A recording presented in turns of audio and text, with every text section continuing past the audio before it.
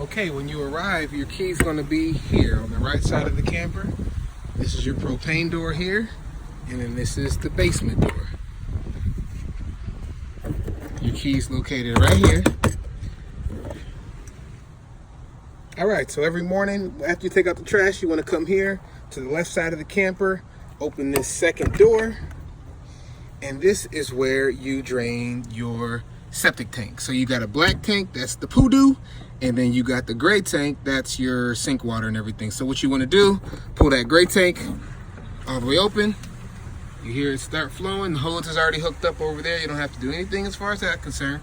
Let that gray tank flow out probably for about 15-30 seconds or so. Then you can open up the black tank and let it also flow out. You let them both flow until you don't hear the liquid anymore over there, and then you're all set. So you want to do that every morning just to make sure that it doesn't overflow, okay?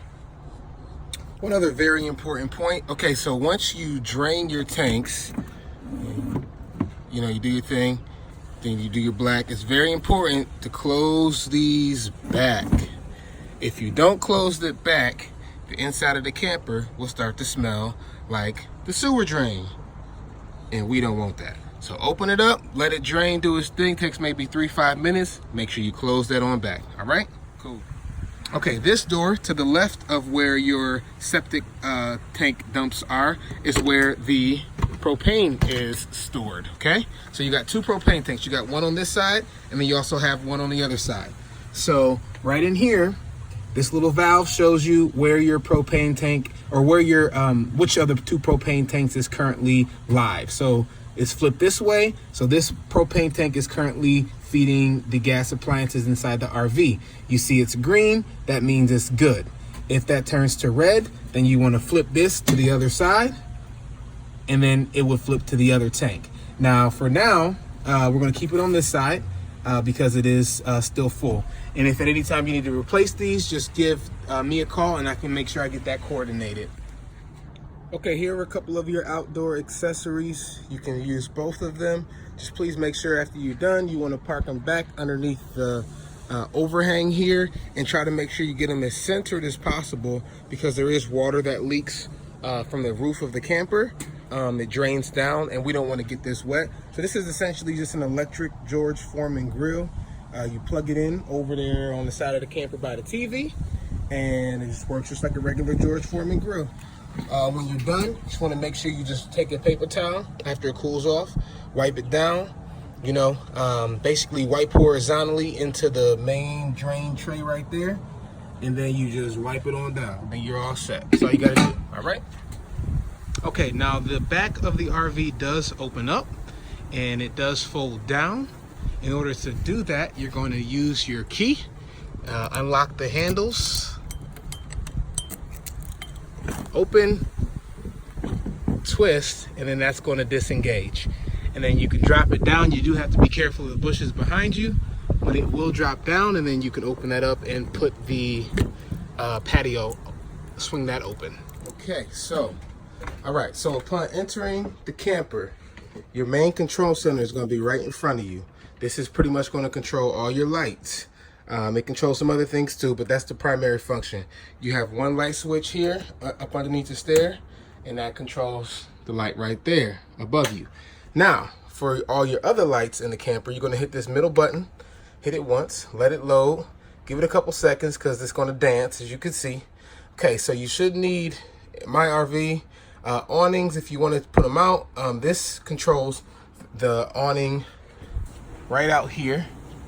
Right there. So if you want to put that out, you simply select awning, and then you select the gear button, and then you select extend, and it'll start coming out. You just hold it until it's all the way out, okay? So you see it's already started to come out. I'm not going to put it all the way out, but that's the awning that can, this is the control that controls that awning. So we're going to go ahead and retract that back. Okay. So that's that. All right, so that's the awning, okay? So the other element that you might need in this whole control panel is, of course, the lighting. So the lighting on this RV is pretty intricate. You've got accent lighting you can turn on. You can adjust the dimness, and as you can see, that controls the accent lighting above the ceiling, behind the television, and then also up there, right? So you can hit these 3 dots if you so choose, if it's gonna work for me, and you can adjust the color of the accent lighting. Just depends on what your mood might be. I like blue, so I'm gonna keep it on blue. Okay, so that's the accent lighting. Okay, your other lighting, you've got the primary ones you're gonna want to use is your hutch, which is right above the television. So at nighttime, that's a really nice mood setting with the hutch and the accent. You're also going to obviously want your kitchen ceiling lighting, and that controls most of the lighting in the roof of the camper. So you can adjust the brightness, super bright, super not, or dim, right? More formal terms of English. So that's your ceiling light. Kitchen under cabinets right up under here. So you can adjust that. So it's pretty self-explanatory. If you want to turn all on, you hit the all on button, but just beware it turns every light on. So you probably don't want to do that. I very seldom use that. Most of the time, I'm going to be using individual settings. And then of course, when you're done, you can hit all off. You can also dim all if you so chose. All right, so that's the lighting. Okay, so there are also some other functions on here on your one control panel that you shouldn't really need. You don't need the generator because you're hooked up to shore power. The RV is already leveled, so please don't adjust the leveling at all. Otherwise, you might throw some things out of alignment. The monitor panel basically just lets you know the levels of your tank, excuse me, your tanks. But again, you shouldn't really need this too much because again, you'll be draining your black and your gray tanks daily in the morning is the best practice to do. Again, remember, don't leave those valves open after it drains. Close them so that the inside of the RV doesn't become stenchy. You're going to keep all your water heaters and everything, your water pumps on. So you really shouldn't need much of this as far as the monitoring side of things. And nor should you need much along the realm of your slides because we want to keep both those out. So please don't mess with that too much or at all. Really don't mess with that if you would. Thank you. So pretty much just the lighting is all you'll need here. Also underneath here, should the one control panel act up, you can control your ceiling lights from here, as you can see. So that's an override, but you only want to do that if your one control panel is not operable. And then you also have your awning control right here. And this awning control serves that awning that you can't see, but it's there. Okay, so that serves that awning. And then this is the manual override for the slide out. Don't bother that because the slides will remain fully extended for the entirety of your stay. Thank you. Okay, now for your air conditioning and heating controls. There's your thermostat. There's I think 6 different settings. Right now it's off, obviously. You can turn the fan on, high or low. You can turn the AC on, high or low. And you can turn it on automatic, which will automatically control the temperature to your set point. You heard it just kick on there. You can also do it, I said high, or you can turn your heat, of course. So it's a little bit warm in here, so I'm going to keep the AC on auto low. Right below that is your vent control. So if you just want an additional fan, so you have a fan with your AC unit, but then you also have another fan that sits right up there, okay? So you can turn the fan on up to 1, 2, 3, 4 times, and it's going to automatically open, automatically modulate, and automatically turn the fan on. Okay. Once you're done, you just hit fan off, and it automatically closes and turns the fan off. Okay. So you've got the same kind of configuration for your back room. Same thing. Again, here's your awning control for your rear awning. This is the awning that goes out onto the back patio. Okay. So then here you've got simple controls for your bed. Right now it's in a picnic table seating configuration, but if you so desire, you could lift this table, lift those legs out, fold these over on both sides, and then drop your legs And this actually turns into a bed that traverses this width, okay? So you got a bed right there. And then also, there technically is a bed up here. Call me if you need to access that, because there is a little bit more to it. You've got to, in this current configuration, raise this all the way up and then support that platform with those chairs, okay? And then you would go around and you would take these pins out while, and this is very important, you only take those pins out while these seats, while the chair is all the way up there and supporting that weight. Otherwise, that'll come crashing down on you, okay? So bring that all the way up, release the pins, then slowly lower it down. Once this top platform bed gets to about midway through the window, it'll support itself, and then you keep on taking the rest on down. Okay, so that's that control. Everything else back here is just lighting. You got your ceiling lighting, you got porch lighting, which we don't really use those too much just because the resort has its own lighting outside, so we don't really need that. Okay, and then back here you do have another small bathroom. It's functional, but it's small. Again, please only number 1, number 2, and RV toilet paper. That's a very special toilet paper. It disintegrates so it doesn't clog the lines. So the only thing that can go on these toilets, again, is number 1, number 2, and RV toilet paper. Anything else has the potential to clog the septic system, and that would obviously result in a pretty big fine. So we don't want to have to do that. All right? Thank you. Okay, so this is the dishwasher here. So, you know, if you use dishes and you need to wash them, you don't want to wash them by hand. How this works is you take that lid off, and, well, first of all, you turn it on. That's kind of important.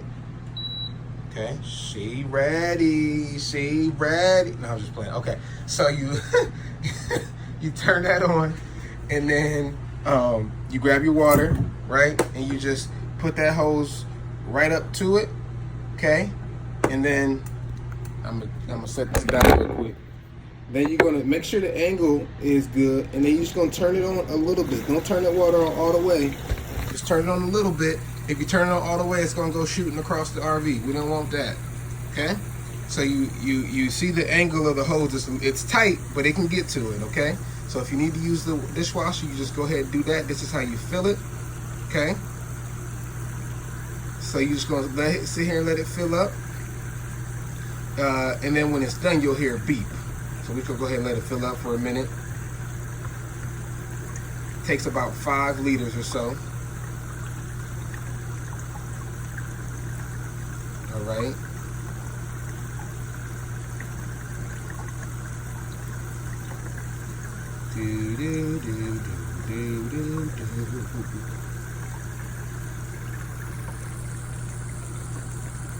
You get the point, okay? So after this fills up, I'm not gonna wait for it to beep right now because it might take a minute. You're gonna hear it beep, that lets you know it's full, okay? Then, obviously, you're just gonna turn your water off. And then put your wand back. If the wand doesn't wanna go back, which happens sometimes, I'm not gonna make a R-rated joke about this right now, but anyway, if the wand doesn't want to go back, okay, right here. So if this gets kinked and it won't come all the way up, it's actually controlled by, there's this little weight right here. This is this black line, and you see that? You just want to grab a hold of that and just free it up. It just gets stuck up there sometimes. Okay, just free it up, and now she's good to go. Boom, just like that. Okay. So down here you also have some cleaning supplies. Please use them, so we don't have to charge you cleaning fees, okay? Try to keep it as clean as possible. You got some dishwashing detergent pods. We'll try to keep those stocked. Your trash bags are down here. You got some bug spray. Then you also do have some, this is where your silverware tray is as well, okay? So that's basically the dishwasher. Again, you fill it up, wait for it to beep, put a pot in there, and then you could start your wash, all right? So that's the dishwasher. All right, now for your stove and your oven operation. So most people like to just eat out. There's tons of good food around here, tons of good food. But if you want to use that, you just fold that back, okay? So these 3 knobs control these 3 burners, okay? So we're gonna let's just light this front middle one. You're gonna turn it to the light position, and then this is your igniter. So once you got that turned, you're just gonna simply do that. Boom, we live, baby. And then same thing goes for the oven. You just turn it to the light position, and theoretically it should have come on. If it didn't come on, it didn't come on. Okay, but that's how it works. So you might have to push that in for the oven and then turn, but that's basically how it works. But most of the time you'll just need the stove, and that's how. Okay, now for your chairs. All these chairs do have heat massage, and they have these cool little lights that come on up underneath them. Sweet, right? Okay, so it's pretty self-explanatory. There's a latch right in here. That's how you let out the recliner, all right? So this chair, this one's a little special. Its massage function stays on all the time. So when you want to operate this chair, you just gotta reconnect that little cable right here. Put that into that, and then it'll turn on, and then you can, operate the functions. And then when you're done, please make sure you disconnect that. Otherwise, the massage will stay on, and then it'll wear it down. Okay. Here's your fireplace. It's aesthetic, so you got a power button right there, and then there you go. You can adjust the brightness right there, like that. The heat part of it doesn't work, but if it did, you'd hit that button right next to it to control the heat. As you can see, there's not much happening because the heating element's not working, but you still have the pretty aesthetic. And then when you're done, boom, turn it. All right, now for cleaning. So here, your broom, right on the stairwell. Just open that, or you just pull it to release, push it to secure. Okay.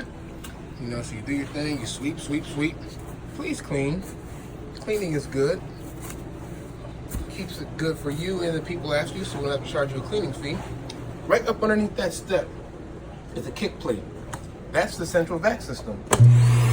Kick that open, sweep whatever debris you have right up into there, like so. Sweep it in there, push it down, and then re-secure your broom. That's simple, real easy. All right, one other point about the back room. So this room does not get heated very well by the central system. So underneath there is a space heater. It's unplugged now, but there's a plug right on that back wall. If you have anybody sleeping back here, certainly you can go ahead and plug that in, and then you'll have supplemental heat back here. If you are bringing children, I ask you to just be extra cautious of the cleanliness and the crumbs, because crumbs do attract bugs. We are at a campsite, so just be cognizant and aware of that. But you can have access to any of these things in here. You've got some blankets, a pillow. Obviously, this is your pack and play that the baby can sleep on, or your little ones can sleep on. You've got spare life vests if you want to go to the pool or the beach. You've got some more snacks back here, etc., etc. So that's this area. It's okay for your use. Please do not twist either of these knobs. Those are live water lines, and that will flood the camper, and that would be a big problem. So we don't want to do that, all right? So that's that. I told you guys about earlier about if you want to use this bed, how you can lower it. Once it's lowered, you would go ahead and grab that ladder back there, and you would attach it to the side of the bed platform, and then that's how you would access that bed up top, all right? While I'm back here, so this does drop down. This whole back panel drops down from the outside, of course. So, and these are, when you're opening it from the outside, this is what you'll be modulating to free up the deck to drop. Once the deck drops, you see you got these channels, 1, 2, 3, and 4, right? So once the deck drops, you've got this security gate, right? So once it's down, you'll rotate or swing this gate right here, the outer gate, and it has wheels. It'll just pivot right out, and then you'll lock these feet that are at the bottom into there and into there to keep it secure. Then you'll follow suit with the inside gate, do the same thing. It'll lock in place. That way you can have nice, safe, secure access to the rear patio, should you so desire. Okay, so this door along the right side of the camper, right near the entrance, again, is your basement door.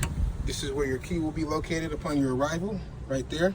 Then also, if you want or need, there's a fishing pole here There's a baby stroller there.